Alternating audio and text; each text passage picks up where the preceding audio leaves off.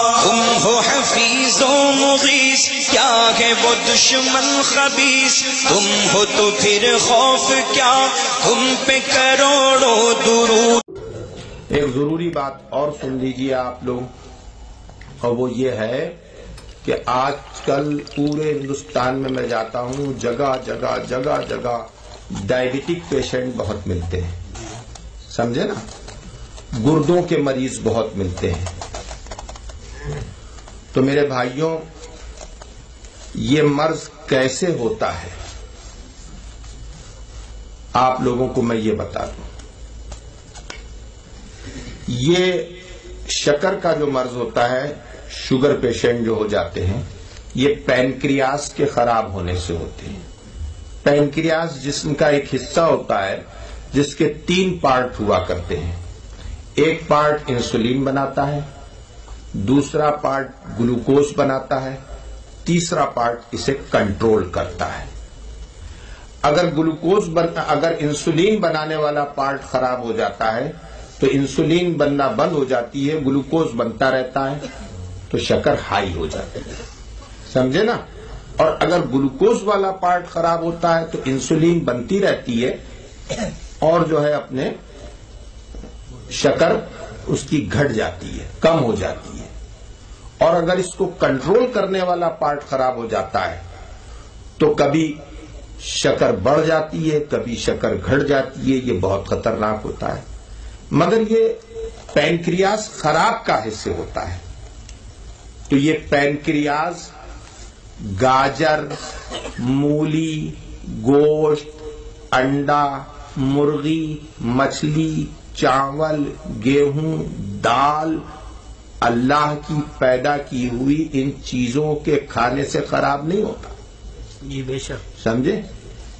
یہ پینکریاس خراب ہوتا ہے ایلوپیتھک گھٹیا جینرک دوائیں کھانے سے، اللہ، سمجھے نا۔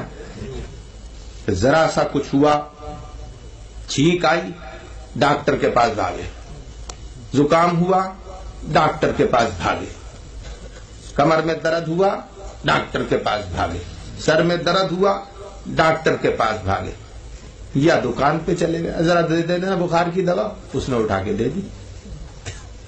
کوئی بھی اپنے 20 پیسے کی دوا 2 روپے میں بیچتے ہیں، گھٹیا قسم کی۔ اور جو اچھی کمپنی کی دوائیں رہتی ہیں، جیسے گلیکسو کمپنی ہے، سپلا ہے، ان کی دوائیں جو ہیں، اور بھی کمپنیاں اچھی ہیں، ان کی دوائیں 1 روپے 80 پیسے کی دوا 2 روپے میں ملتی ہے۔ تو یہ 20 پیسے کمائے گا یا 1 روپے 80 پیسے کمائے گا؟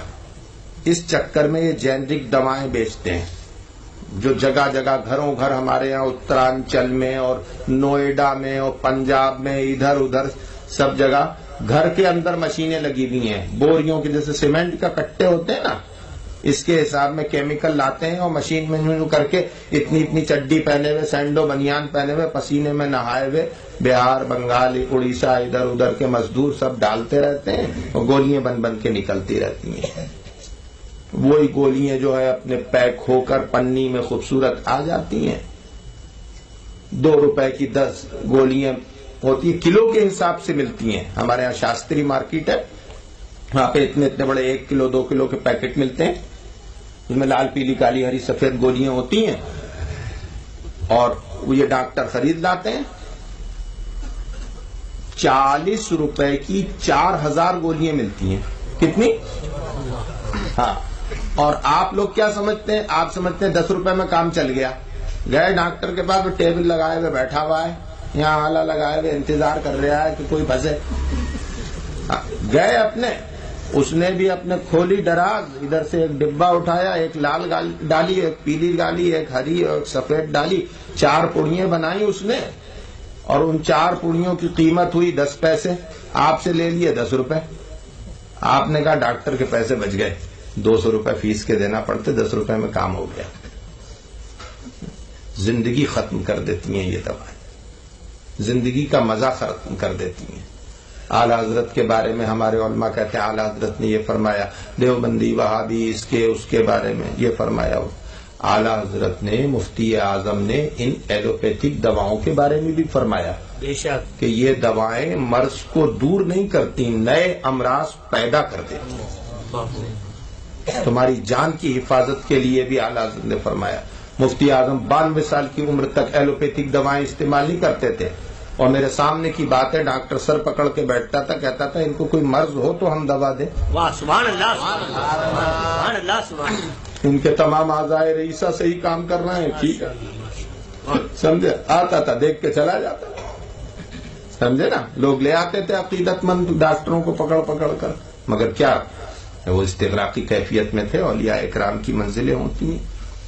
تو یہ ایلوپیتھک دوائیں استعمال مت کیا کرو۔